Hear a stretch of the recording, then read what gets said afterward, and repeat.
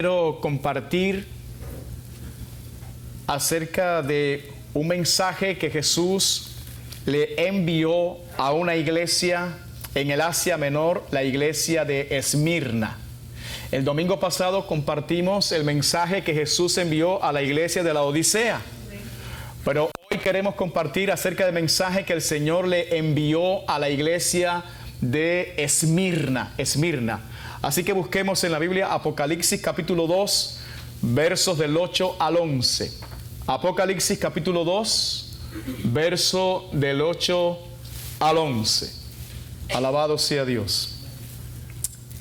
Dice la palabra de nuestro Dios: y escribe al ángel de la iglesia en Esmirna, el primero y el postrero, el que estuvo muerto y vivió, dice esto: yo conozco tus obras y tu tribulación y tu pobreza, pero tú eres rico, y la blasfemia de los que se dicen ser judíos y no lo son, sino sinagoga de Satanás.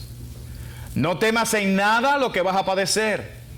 He aquí, el diablo echará a algunos de vosotros en la cárcel para que seáis probados, y tendréis tribulación por 10 días. Sé fiel hasta la muerte, y yo te daré la corona de la vida. El que tiene oído, oiga lo que el Espíritu dice a las iglesias. El que venciere no sufrirá daño de la segunda muerte. Amén. La ciudad de Esmirna fue fundada por los eolios antes del siglo VII antes de Cristo, y fue destruida en el siglo VI antes de Cristo.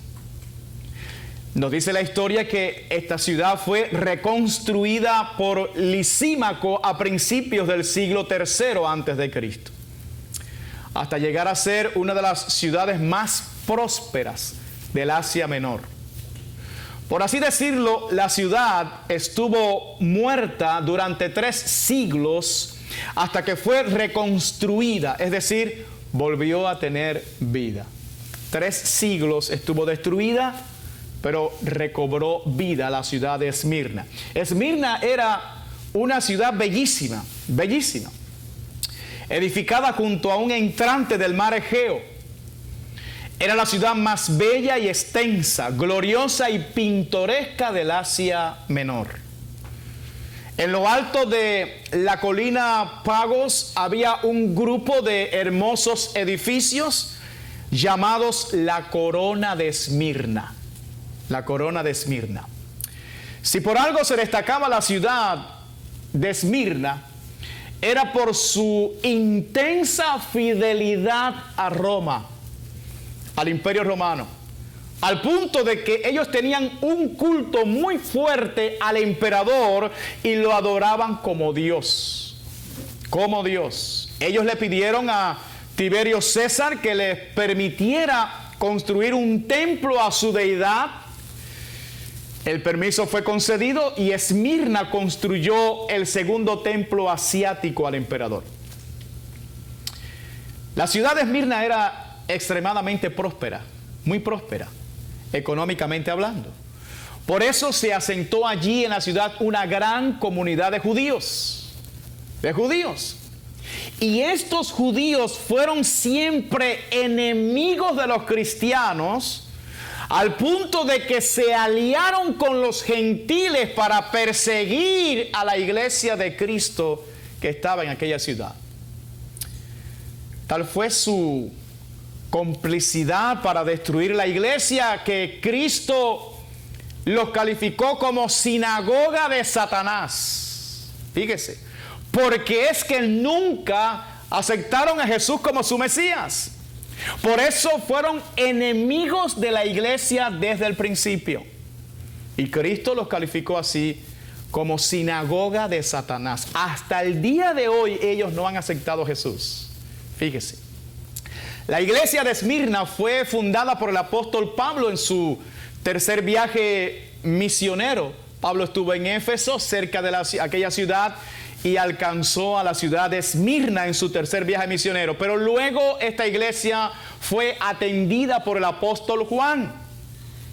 Y para el tiempo en que Jesús escribe esta carta y la envía con el propio apóstol Juan, pues nos dice la historia que Policarpo era quien estaba pastoreando aquella iglesia, y Policarpo era un amigo y un discípulo personal del apóstol Juan, y se encontraba allí como el pastor de aquella iglesia. Ahora, hermanos, en medio de una ciudad dominada por el paganismo, por la idolatría, por los judíos que eran enemigos del cristianismo, una ciudad extremadamente fiel a Roma, donde no solo adoraban al emperador como Dios, sino que todos proclamaban de una manera orgullosa que César era el Señor. Así lo proclamaban. En ese ambiente habitaba una iglesia cristiana que se destacaba por encima de todas las cosas por su rendición total al señorío de Cristo. Una iglesia cuya característica fundamental era su fidelidad total a Cristo. Y yo quiero decirle, mis amados hermanos, que si hay una característica que Cristo valora en una congregación local, esa es su absoluta fidelidad a Él. Amén. La fidelidad total a Cristo tiene una recompensa muy alta: la corona de la vida. La corona de la vida. Ahora, ¿cuál era la situación de la iglesia en Esmirna? ¿Cuáles eran los desafíos que tenían ellos allí? ¿A qué peligro se enfrentaban nuestros hermanos en esa ciudad? ¿Cuál era la reacción que esperaba Jesús de su iglesia en medio de ese ambiente? Bueno, esos son los aspectos que queremos compartir y abordar en el día de hoy con la gracia del Señor. Como ustedes saben, amados, el domingo pasado lo estuvimos viendo. Jesús se le aparece al apóstol Juan cuando éste estuvo desterrado en la isla de Patmos por causa del testimonio del Señor y por causa de la palabra de Dios. Él fue desterrado allí. Ustedes saben que esa isla era una isla rocosa, desértica, donde no había alimentos, y allí enviaban los criminales más peligrosos del imperio romano, estaban allí para morir. No había oportunidad de escapar de allí. Fíjese, hermano, allí estaba Juan. Después que vertieron sobre él aceite hirviendo para matarlo y no pudieron matarlo, entonces el emperador Domiciano lo traslada hacia esa isla para que muriera allí. Pero dice la Biblia que estando en el Espíritu en el día del Señor, Jesús se le aparece detrás de él con una voz como de trompeta y le habla. Recuerdan que cayó como muerto cuando él se vira y mira aquella figura majestuosa de Jesús, cayó como muerto a sus pies, pero Jesús le puso su diestra, le dijo: no temas. He venido para que escribas un libro y lo envíes a las 7 iglesias. Y describe el Señor la lista de las 7 iglesias que quería que Juan enviara ese libro. Y una de esas iglesias era la iglesia de Esmirna. De Esmirna. Esmirna significa en el griego mirra. Mirra. Y la mirra es símbolo de grandes sufrimientos y de muerte. La mirra también era un compuesto que formaba parte del perfume de la unción. Fíjese, de la unción sagrada. Ahora, este significado de la palabra Esmirna o mirra, ¿verdad?, venía como anillo al dedo a la situación que estaba atravesando la iglesia en Esmirna. Porque estaban siendo perseguidos atrozmente en esa ciudad. Estaban padeciendo muchísimo los hermanos allí. Era un calvario lo que estaban pasando ellos. Así que el Señor les escribe a ellos porque el Señor quiere consolarlos. Porque Él es el buen pastor. El buen pastor nunca olvida a sus ovejas, nunca las desampara. Al contrario, da su vida por ellas. Aleluya. Es por eso que Jesús introduce su mensaje a la iglesia de Esmirna con las siguientes palabras, Apocalipsis capítulo 2, verso 8, y dice, y escribe al ángel de la iglesia en Esmirna. Usted sabe que el ángel es el pastor de la iglesia. Escribe al ángel de la iglesia en Esmirna, el primero y el postrero, el que estuvo muerto y vivió, dice esto. Así introduce Jesús sus palabras a esta congregación.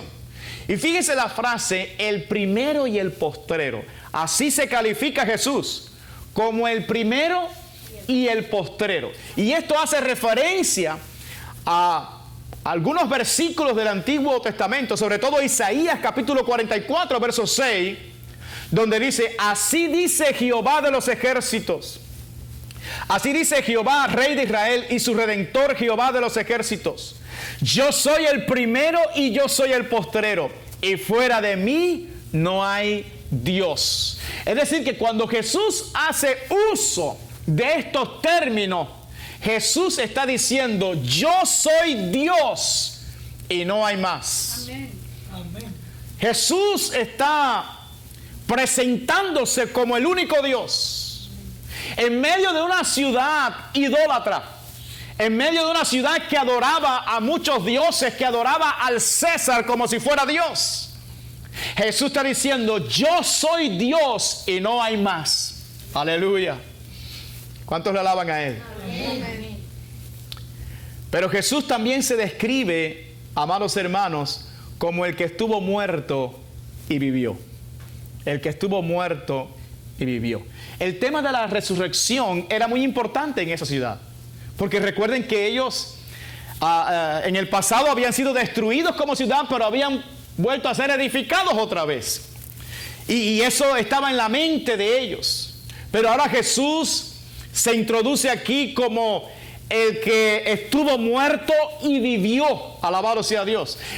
En Esmirna también había una diosa que ellos adoraban, que la consideraban como la patrona de la ciudad, que se llamaba Cibeles. Cibeles era la patrona de esa ciudad, y cuyo culto celebraba la muerte en el invierno y el retornar de la vida la celebraban en primavera. Pero ahora Cristo se presenta aquí como el único que tiene poder sobre la muerte. Amén. Como el único que murió y resucitó. Amén. La tumba de Jesús está vacía y es la única tumba vacía. Amén. La muerte no pudo sostener a Jesús. Amén. Él venció a la muerte. Amén, hermano. Amén. Por eso digo, yo estuve muerto y yo estoy vivo. Y no es que está vivo, es que Jesús es la vida. Amén. Alabado sea Dios. No es la diosa Cibeles la que tiene el poder sobre la muerte y mucho menos que pueda resucitar. No, es Jesús el que tiene el poder sobre la muerte. De tal manera que el Señor dijo en Juan capítulo 10, versos 17 y 18, dijo, por eso me ama el Padre, porque yo pongo mi vida para volverla a tomar. Nadie me la quita, sino que yo de mí mismo la pongo. Tengo poder para ponerla y tengo poder para volverla a tomar. Este mandamiento recibí de mi Padre. Es decir que no es que los romanos lo hayan matado y crucificado, es que Jesús se entregó voluntariamente. Él dijo, yo tengo poder para poner mi vida y tengo poder para volverla a tomar. Amén. Eso no lo puede decir el César, ni lo puede decir Cibeles, ni los dioses que quieren inventar ellos. Eso solamente lo puede decir Jesucristo, porque Él dijo, yo soy la resurrección y la vida. El que cree en mí, aunque esté muerto, vivirá. Amén, aleluya. Se está presentando Jesús aquí como el poderoso, no como los dioses que están en esa ciudad, ni mucho menos el César. No, yo soy el Dios único y verdadero. Yo soy el que tiene poder sobre la muerte. Yo tengo las llaves de la muerte y del Hades, dice Jesús. El Señor es todopoderoso. Amén, hermano. Amén. Alabado sea Dios. Jesús se presenta como el que estuvo muerto y vivió. Y con estas palabras Jesús hace alusión aquí a su muerte y su resurrección. Y estas palabras, amados hermanos, son muy valiosas, o debían ser muy valiosas para una iglesia que estaba sufriendo y que estaba en persecución y que estaba en peligro de que le quitaran su vida por causa de la fe. Estas palabras debían animarlo. ¿Por qué? Porque el recordar la muerte y la resurrección del Señor debía enseñarles a ellos que sí, ciertamente en este camino hay sufrimiento. En este camino se padece, sí, es cierto, pero después de los sufrimientos, después del padecimiento viene la victoria. Amén. Aleluya. Si Jesús sufrió, nosotros también vamos a sufrir. Jesús entregó su vida para obedecer al Padre, nosotros estamos dispuestos a hacer lo mismo. Pero si Jesús resucitó, nosotros también. Amén. Nosotros también. Ese era el mensaje implícito en esa frase. Sí, puedes morir, pero hay resurrección de vida para los que creen en mí. Amén, hermano. Amén. Alabado sea Dios. De manera que esta presentación de Cristo en esta carta debía animar a estos creyentes, porque en primer lugar lo que ellos estaban padeciendo indicaba claramente que estaban siguiendo las pisadas de Jesús.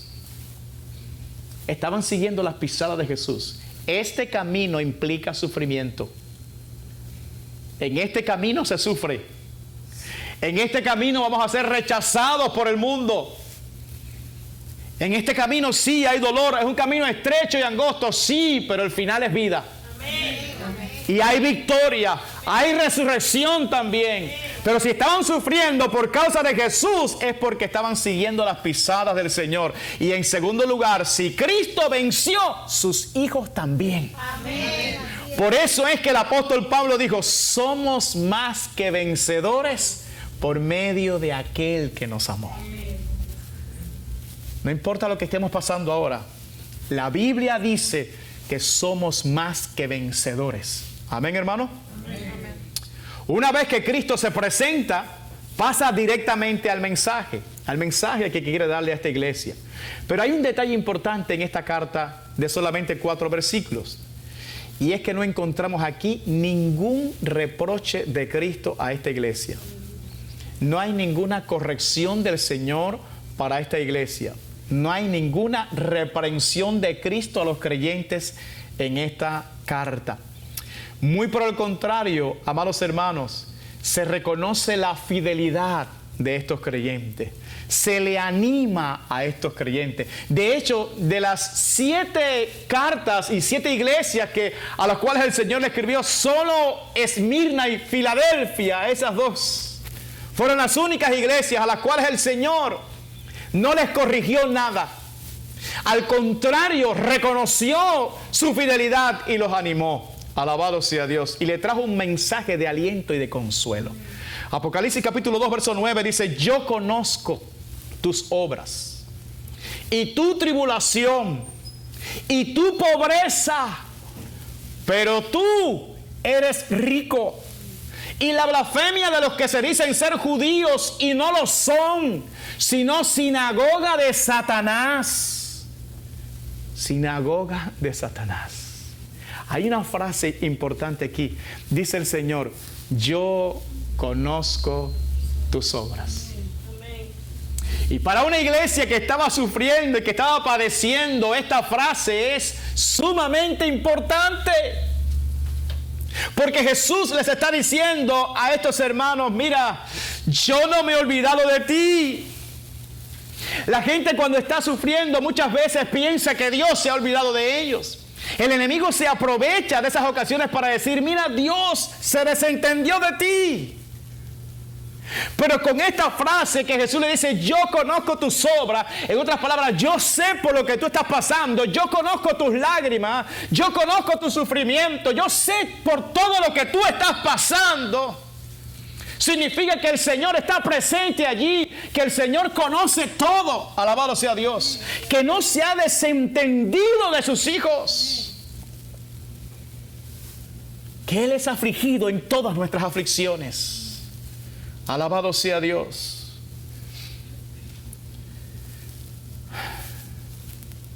Yo sé todo tu padecimiento material.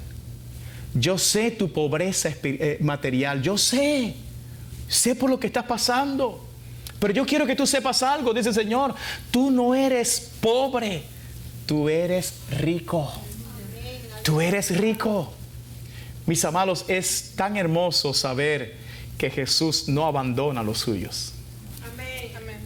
Es tan hermoso saber que Jesús siempre está con nosotros. Él lo dijo, yo estoy con vosotros todos los días y hasta el fin del mundo.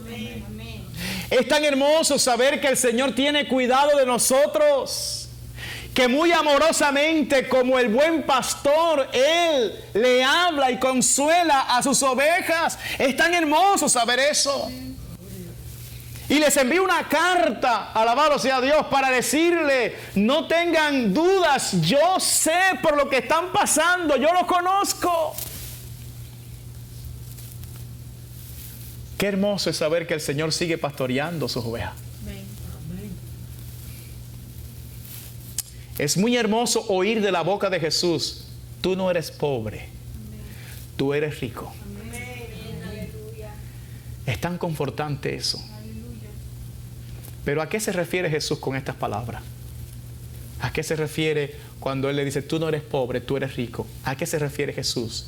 Escucha, hermano. Cuando una persona de la ciudad de Esmirna se convertía a Cristo, se entregaba al Señor y profesaba públicamente que era un creyente en Jesucristo, automáticamente perdía su trabajo, perdía su empleo, perdía su fuente de ganancia, perdía en un momento su economía, lo perdía todo, pasaba a ser pobre. Apenas decían soy cristiano, apenas decían yo creo en Jesús, en ese momento todas las puertas se le cerraban. Y con la pobreza venía por supuesto el hambre, venían los sufrimientos de toda índole y con mucha frecuencia la persecución y la muerte violenta por entregarse a Jesús, por confesar a Jesús. De manera, amados hermanos, que estos hermanos eran pobres materialmente porque habían decidido entregar sus vidas a Cristo. En otras palabras, ellos sabían de antemano el costo que implicaba seguir a Cristo. Lo sabían, pero aún así lo decidieron. Aún así, sabiendo lo que implicaba perder sus trabajos, perder la economía, lo que eso haría a su hogar, la pobreza que traería. Aún así, ellos dijeron, preferimos creer en Cristo, preferimos confiar en Jesús. Aún así tomaron el riesgo y el costo. Por eso Jesús les dijo, yo conozco tus obras y tu tribulación y tu pobreza, pero tú eres rico. Mis amados, no es difícil seguir a Cristo cuando todo nos va bien. Cuando todo va viento en popa y a toda vela. No es difícil seguir a Cristo cuando tú tienes salud, cuando tienes dinero, trabajo, cuando nadie te persigue por causa de tu fe. Lo difícil es serle fiel a Dios y seguir a Jesús en medio de una constante oposición. Eso es lo difícil. Cuando todo va mal, cuando se levantan enemigos por todas partes, ¿verdad? Cuando la enfermedad toca tu puerta, cuando pierdes el trabajo por causa de tu fe, es allí en el horno de la prueba cuando se demuestra si verdaderamente tú eres de Cristo o no, si le eres fiel al Señor o no, en el horno de la prueba. Es muy fácil levantar las manos y adorar a Dios cuando todo va bien. Es muy hermoso, ¿verdad? Lo difícil es levantar las manos y adorar a Dios y cantarle a Dios y orar a Dios a medianoche en el calabozo de más adentro y con los pies en el cepo. Aleluya. Y por la única causa de hacer el bien. Ahora uno se pregunta, ¿por qué eran pobres aquellos creyentes si vivían en una ciudad muy próspera? Porque decidieron entregar sus vidas a Cristo. No, no era porque eran vagos, no, hermanos, no. Sino por causa de su fe. Así como Juan el apóstol estaba desterrado en la isla de Patmos por causa de Jesucristo y de la palabra de Dios, estos hermanos estaban en la pobreza absoluta porque decidieron entregar sus vidas a Cristo, confiar su suerte a Cristo, sus vidas, todo, sabiendo lo que eso implicaba. Ser un discípulo de Cristo implica un costo. Jesús dijo en Lucas 14, 26 al 33, si alguno viene a mí y no aborrece a su padre y madre y mujer e hijos y hermanos y hermanas y aún también su propia vida, no puede ser mi discípulo. Y el que no lleva su cruz y viene en pos de mí, no puede ser mi discípulo. Porque ¿quién de vosotros, queriendo edificar una torre, no se sienta primero y calcula los gastos a ver si tiene lo que necesita para acabarla? No sea que después que haya puesto el cimiento y no pueda acabarla, todos los que lo vean comiencen a hacer burla de él, diciendo, este hombre comenzó a edificar y no pudo acabar. ¿O qué rey, al marchar a la guerra contra otro rey, no se sienta primero y considera si puede hacer frente con 10,000 al que viene contra él con 20,000? Y si no puede, cuando el otro está todavía lejos, le envía una embajada y le pide condiciones de paz. Así pues, cualquiera de vosotros que no renuncia a todo lo que posee, no puede ser mi discípulo. Seguir a Jesús no es obligatorio, pero si usted decide hacerlo, tendrá que tomar algunas decisiones radicales en su vida. Amén. Amén. Gloria a Dios. Tendrás que renunciar a ciertos privilegios temporales con tal de ganar beneficios eternos. Aleluya. Mis amados, estos creyentes hicieron lo mismo que hizo nuestro Señor Jesucristo. Porque dice la Biblia acerca de Jesús que siendo rico se hizo pobre para que en su pobreza nosotros fuéramos ¿qué? Enriquecidos. Es por eso que Jesús dijo, yo conozco tu pobreza, pero tú eres rico. Amén. Estos creyentes de Esmirna hicieron lo mismo que hizo Moisés.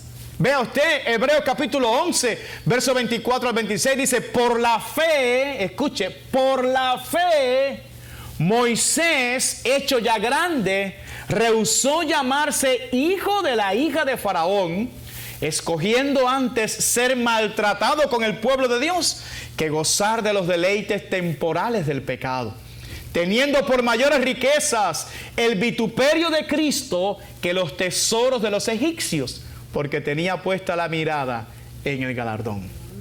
Amén. ¿Qué decisión tomó este hombre? Dejar su puesto en el palacio de Faraón, siendo un príncipe en Egipto, con todos los tesoros de esta tierra que eso implicaba, con todos los privilegios que eso implicaba, para ser maltratado con el pueblo de Dios que eran esclavos. Porque sus riquezas no eran de este mundo. Sus riquezas estaban en el cielo. Es por eso que Jesús advirtió que usted debe valorar primero el costo de este camino antes de entrar en él. ¿Cuál es el costo de seguir a Cristo? ¿Cuántos quieren ser cristianos aquí? Amén. Si quieres ser cristiano, te costará todo. Todo. Absolutamente todo. No puede haber tal cosa como que conservo una parte del mundo y un poquito en la iglesia. Un ratico allá en el mundo y un ratico acá en Cristo. No, no hay tal cosa. Te costará todo. Debes renunciar a todo en este mundo para recibir la vida abundante que Cristo ofrece. Amén. No hay otra, hermanos. ¿Usted se recuerda lo que Jesús dijo? Y se lo decía a todos. Si alguno quiere venir en pos de mí, ¿qué dijo Jesús? Niéguese a sí mismo. Tome su cruz cada día y sígame. Ahí está el costo. ¿Es obligatorio? No. Él dijo, si alguno ¿qué? Quiere. Si quieres. No te está obligando Jesús, pero si tú quieres hay condiciones. Y la primera es, dice, niégate a ¿qué? A ti mismo. O sea, esto no es como tú crees ni como tú quieres. Como la gente dice, yo creo en Dios a mi manera. No, tú estás creyendo en un Dios que te has inventado en tu mente. Pero no en el Dios de la Biblia. Tú estás creyendo en ti. Porque ya lo dijiste. Yo creo en Dios a mi manera. Estás creyendo en ti. El Dios eres tú. Pero si tú pretendes seguir a Jesús, Él dice, si alguno quiere venir en pos de mí, niéguese a sí mismo. O sea, no es conforme a lo que tú quieres, ni como tú piensas, ni como tú crees. Debes rendir absolutamente toda tu voluntad, todos tus planes, todo a Jesús. Tomar tu cruz, y la cruz es un instrumento de muerte. Debes morir a ese yo, a ese egoísmo que está allí apoderado del corazón. Debes rendir eso, morir a eso todos los días. Porque dice, toma su cruz cada día. Y luego dice, y sígueme. Es decir, en esa condición mantente siguiéndome. Si quieres ser un discípulo de Jesús. Mis amados, el apóstol Pablo lo dijo de la siguiente manera. Filipenses capítulo 3, versos 7 al 11. Mira lo que dijo Pablo. Pero cuantas cosas eran para mí ganancia, las he estimado como pérdida por amor de Cristo.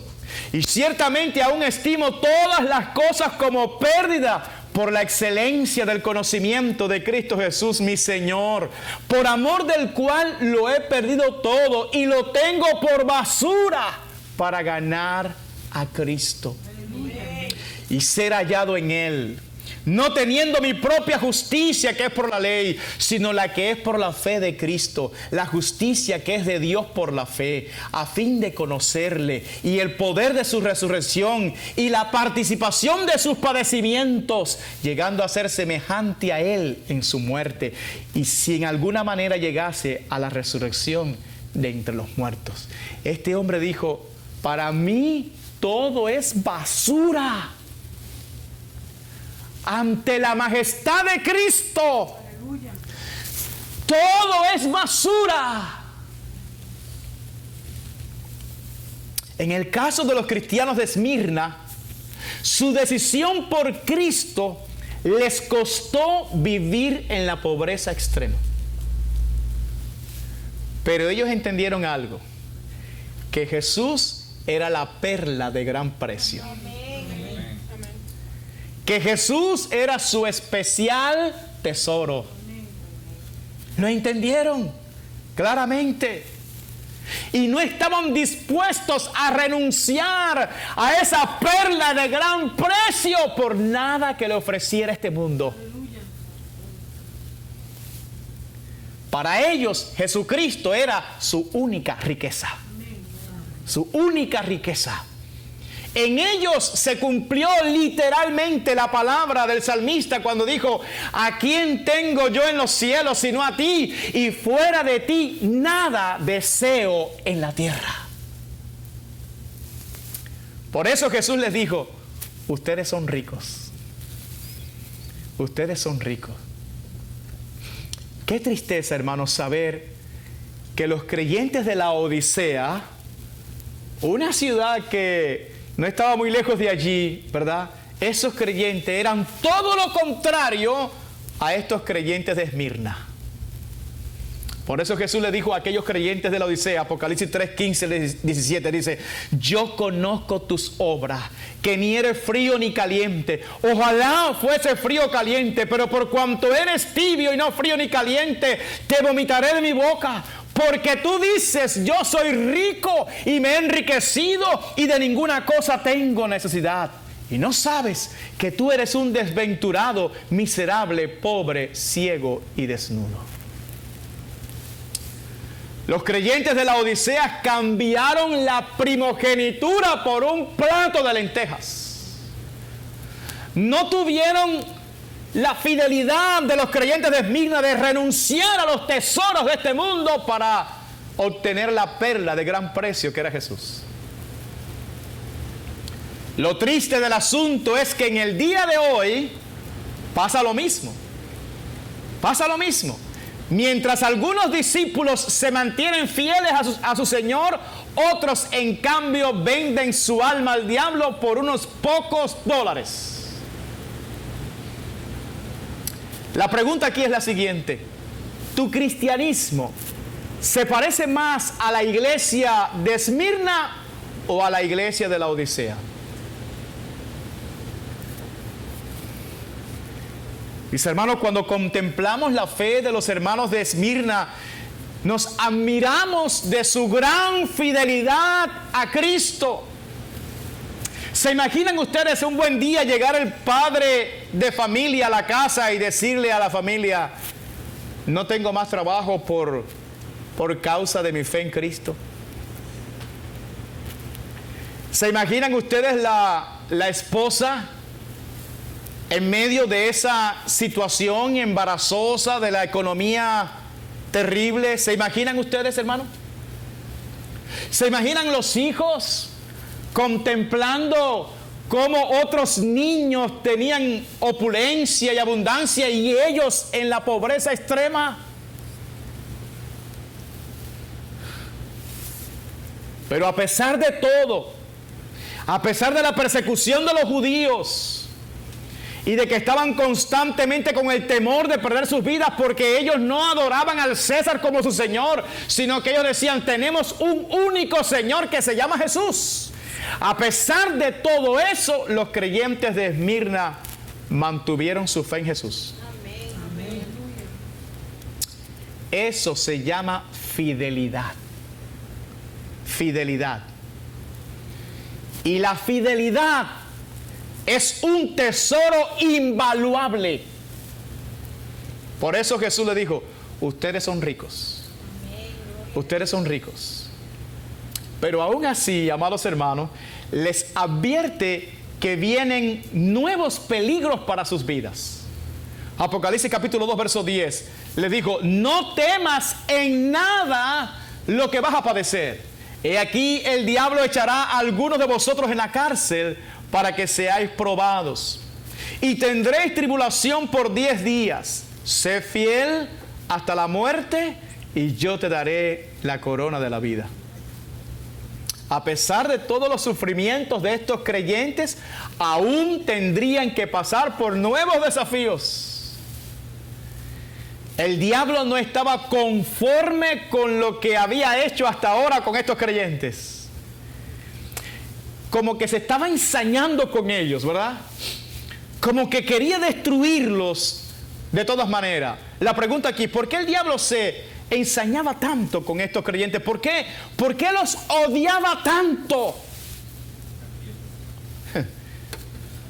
Hermanos, es que a pesar de las tribulaciones de estos creyentes mantenían su fe en Jesús. Eran auténticos, eran discípulos verdaderos. Alabado sea Dios. Y el diablo odia a los fieles. Amén, así es. Pero a los tibios como los de la Odisea, no. A esos el diablo les allana el camino para que sigan perdidos ahí. Todo le va bien a ellos. Ahí nadie los persigue, nadie los molesta. Es un camino ancho y espacioso, hermano. Pero ¿a dónde conduce ese camino? A la perdición. Pero esto que a pesar de todo estaban sufriendo, padeciendo, y aún así decía: seguimos creyendo en Jesús. Amén. Yo no sé lo que ustedes van a hacer, pero yo en mi casa serviremos a Jehová. Amén. El diablo los odiaba, hermano. Los odiaba. Al diablo le molesta profundamente a aquellos creyentes que a pesar de sus tribulaciones permanecen fieles a Cristo. Por dos razones fundamentales, pienso yo. En primer lugar, porque cuando el diablo veía a estos creyentes, veía a Jesús en ellos. Y eso les recordaba a aquel que le aplastó la cabeza en la cruz del Calvario. Amén. Wow. Y en segundo lugar, escuche, porque el diablo no puede concebir que alguien pueda ser un discípulo de Cristo sin ningún otro interés que no sea el amor genuino. Para el diablo, todos los que creen en Cristo lo hacen por algún interés. Porque es que así lo hacen los seguidores del diablo. Cuando la gente va a buscar al diablo, ¿por qué lo hace? Están buscando poder, buscando protección, buscando riquezas. ¿Sí o no? Claro. Entonces él cree que los que seguimos a Cristo lo hacemos como los seguidores de él, por algún tipo de interés, ¿verdad? Es por eso que levanta todo tipo de tormentas contra los creyentes que son fieles, porque él dice, cuando venga la tormenta, esta gente va a abandonar, esta gente se va a quejar, esta gente no son fieles nada.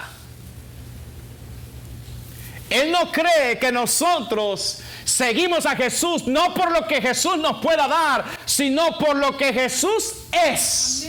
Amén. Alabado sea Dios.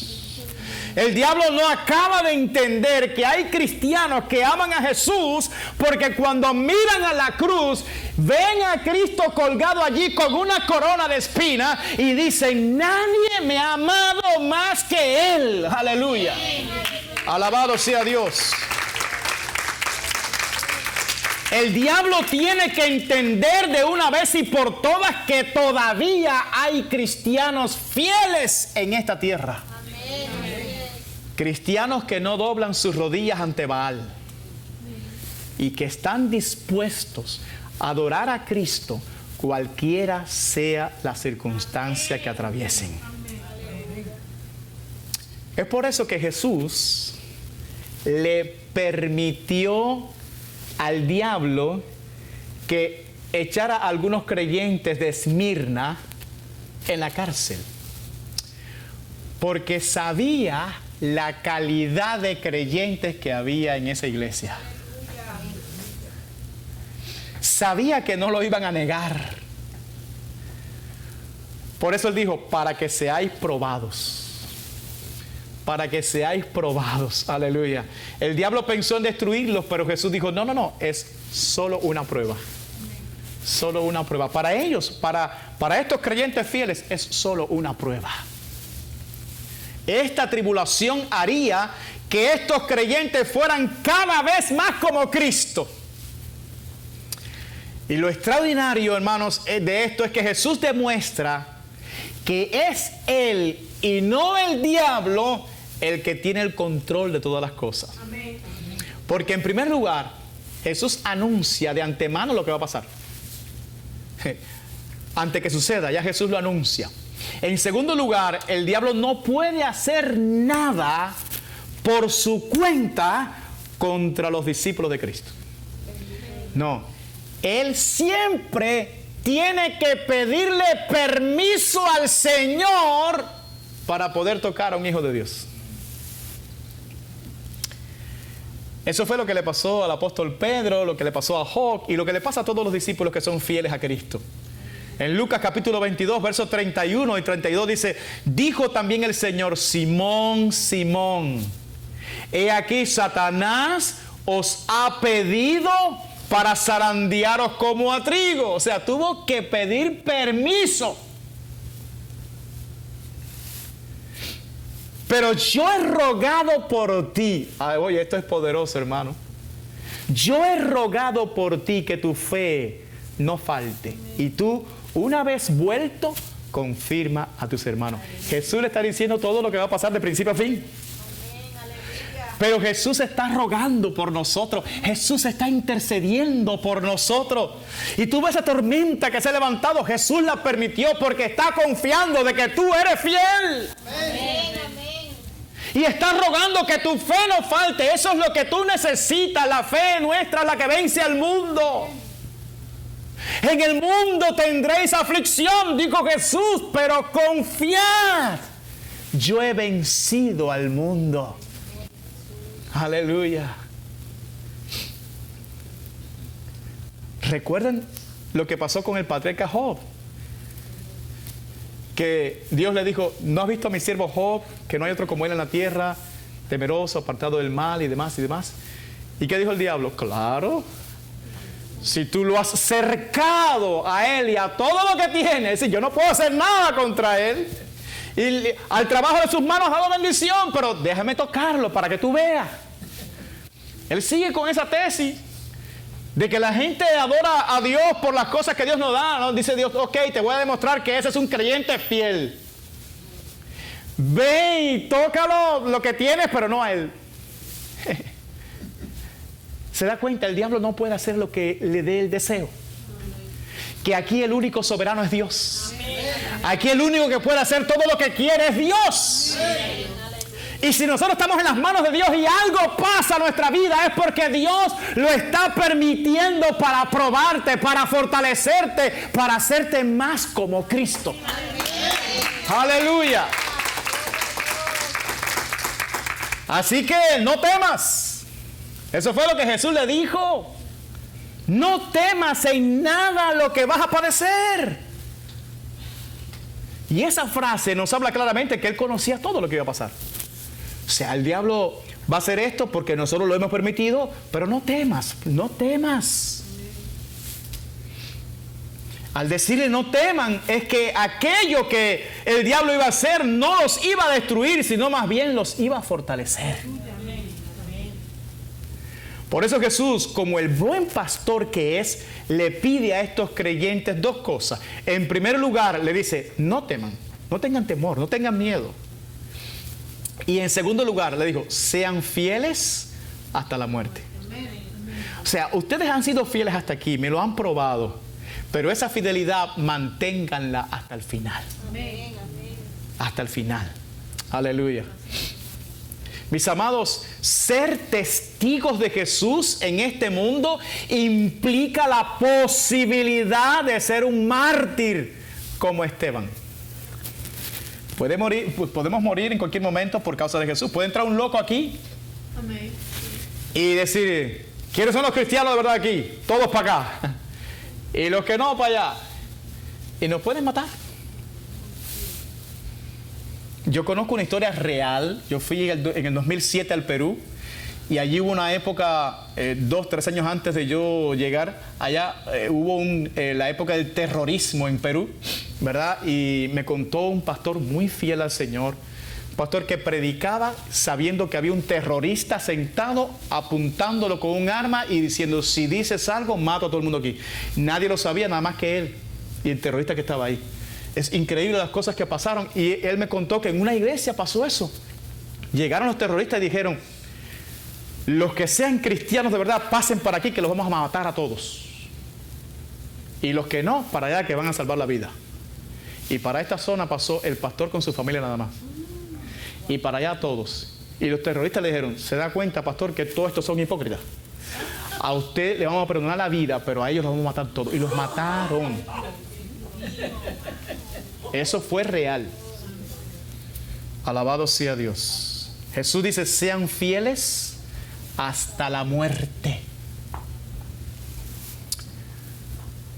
Ser un testigo de Jesús implica no solamente lo que se predica por ahí, poder, unción, milagros. Implica también la posibilidad de ser un mártir como Esteban, ¿recuerdan? Por eso Jesús dijo en Lucas capítulo 12, verso 4, mas os digo, amigos míos, me encanta cómo Jesús se dirige a nosotros. Dice, mas os digo, amigos míos, no temáis a los que matan el cuerpo y después nada más pueden hacer. Te matan el cuerpo, sí, pero tu alma se va con Dios. Nada más pueden hacer.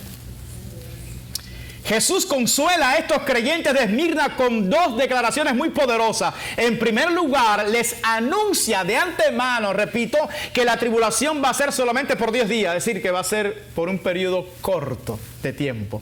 Y en segundo lugar, les regala una promesa extraordinaria. Le dijo, sé fiel hasta la muerte y yo te daré la corona de la vida. Esmirna era conocida como la corona de Asia por sus hermosas edificaciones. Pero aquí Jesús le dice a su iglesia, yo les voy a dar a ustedes la verdadera corona. Aleluya. La corona de la vida, que no es otra cosa que el regalo de la vida eterna. El regalo de la vida eterna. Cuando en ese día final los fieles estén de pie ante Jesús y Él le va a decir, mi buen siervo y fiel, en lo poco fuiste fiel, en lo mucho te pondré, entra en el gozo de tu Señor. Aleluya. ¿Cuántos quieren esa corona? Y la carta culmina de la siguiente manera, Apocalipsis 2:11. El que tiene oído, oiga lo que el Espíritu dice a las iglesias. El que venciere no sufrirá daño de la segunda muerte. La frase el que venciere se refiere a los cristianos. Solo los cristianos son los vencedores, hermano. Primera de Juan capítulo 5 versos 4 y 5 dice, porque todo lo que es nacido de Dios vence al mundo. Y esta es la victoria que ha vencido al mundo, nuestra fe. ¿Quién es el que vence al mundo? Sino el que cree que Jesús es el Hijo de Dios. ¿Quiénes son los vencedores aquí? Los cristianos, hermano. Los cristianos. ¿Cuántos cristianos hay aquí? Amén. La muerte física es la primera muerte. La segunda es la muerte espiritual y eterna. Por lo tanto, estos creyentes de Esmirna sufrieron, padecieron, pero hoy están en el cielo disfrutando de la vida eterna. Mientras que todos aquellos que los oprimieron, si no se arrepintieron, están sufriendo la segunda muerte, es decir, están en el infierno por toda la eternidad. Hermanos, quiero resumir este mensaje. Fidelidad. Le he hablado de fidelidad en todo el mensaje. Fidelidad. ¿Qué significa fidelidad? Firmeza y constancia. Firmeza y constancia. Es la capacidad, el poder o la virtud de dar cumplimiento a las promesas. Yo te prometí, Jesús, que te iba a seguir y lo voy a hacer. Venga lo que venga, pase lo que pase, te voy a seguir adorando y voy a seguir confiando en ti hasta el final. Es la capacidad de no engañar, de no traicionar. Aleluya. Porque lo contrario, la traición, ¿qué significa? Ser un infiel. Los que traicionan en el matrimonio son infieles. El que traiciona a Jesús es un infiel. Una persona fiel es leal, es digna de confianza. Amén. Gloria a Dios. Así eran los creyentes de Esmirna, fieles y dignos de toda confianza. Por eso Jesús permitió al diablo que los tocara, que los echara en la cárcel. Iba a ser una prueba. Alabado sea. Sabía Jesús que podía contar con ellos. Amén, hermano. Amén. La fidelidad total a Cristo tiene una recompensa muy alta, la corona de la vida. La corona de la vida. La historia, amados hermanos, registra que Policarpo, el pastor de la iglesia de Esmirna, fue un hombre extremadamente fiel a Cristo. Este hombre murió como mártir, quemado en un estadio ante miles de personas, eufóricos allí. Él murió quemado porque le estaban pidiendo que echara incienso al altar del César para adorar al César. Y él dijo, no, yo tengo un solo Señor, se llama Jesús. Y el procónsul allí, romano, como lo estimaba, quería librarlo y decía, pero niega a Jesús y te vas a librar de este martirio. Y él decía, porque tenía ya 86 años, decía, 86 años he servido al Nazareno, nunca me ha hecho mal, al contrario, me ha hecho bien. ¿Cómo lo voy a negar ahora? Aleluya. Y cuando vieron su fidelidad, no hubo más remedio que quemarlo. Pero él dijo, no me aten, no tienen que atarme, porque los ataban para que no salieran corriendo. Dice, no tienen que atarme, estas llamas se apagarán pronto. Pero las llamas del infierno, a donde esos incrédulos que están ahí van a ir, no se apagan nunca. Y murió como un mártir allí, el pastor. Aleluya. Ese es el tipo de actitud que Cristo espera de su iglesia en estos tiempos. Como la del apóstol Pablo, cuando iba a ir por última vez a Jerusalén y que sabía lo que le esperaba en Jerusalén. Y los hermanos le estaban advirtiendo de las cosas que le esperaban en Jerusalén y los hermanos le decían, no vayas. Ve usted la actitud de este hermano. Hechos capítulo 21, versos 10 al 14 dice, y permaneciendo nosotros allí algunos días, descendió de Judea un profeta llamado Agabo, quien viniendo a vernos tomó el cinto de Pablo y atándose los pies y las manos dijo, esto dice el Espíritu Santo, así atarán los judíos en Jerusalén al varón de quien es este cinto y le entregarán en manos de los gentiles. Al oír esto, le rogamos nosotros y los de aquel lugar que no subiese a Jerusalén. Entonces Pablo respondió, ¿qué hacéis llorando y quebrantándome el corazón? Porque yo estoy dispuesto no solo a ser atado, mas aún a morir en Jerusalén por el nombre del Señor Jesús. Amén. Y como no le pudimos persuadir, desistimos diciendo, hágase la voluntad del Señor.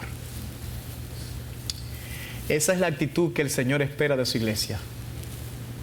Estamos en tiempos muy peligrosos, hermano.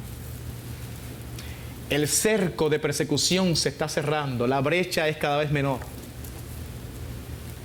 Se aproximan días en que, como decía el hermano al principio, ya no podremos reunirnos así tan libremente. Donde extrañaremos uno de estos días. Se aproximan. Los tibios, cuando llegue ese momento, los tibios van a abandonar el camino. Los tibios van a aceptar todo lo que el mundo quiere, se van a plegar a todo. Ellos van a apostatar contra Cristo. Pero los fieles le van a decir, me puedes matar si quieres, pero lo único que tú me puedes tocar es el cuerpo, pero no mi alma. Mi alma le pertenece al Señor. Amén. Los fieles serán leales hasta el último segundo de vida en esta tierra. Aleluya. Ese es el tipo de actitud que Dios quiere de su iglesia.